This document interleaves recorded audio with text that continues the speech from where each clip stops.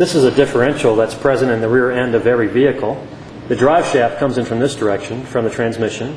On the end of the drive shaft is a small pinion bevel gear that meshes with a larger ring bevel gear that's mounted to this flange.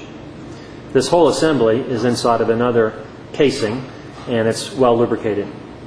So when the drive shaft turns, it causes this whole assembly to rotate. And each end of this assembly is where the rear axles exit, providing power to each rear wheel.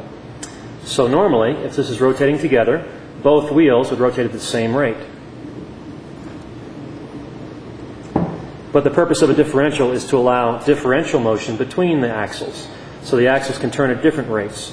And that's provided by this planetary bevel gear drive inside of this assembly. So you can have relative motion between the shafts. And I'm moving them right now, so one is moving relative to the other. This is a GM Positrack that has extra features in it that help limit the amount of slip or relative motion you can get between wheels.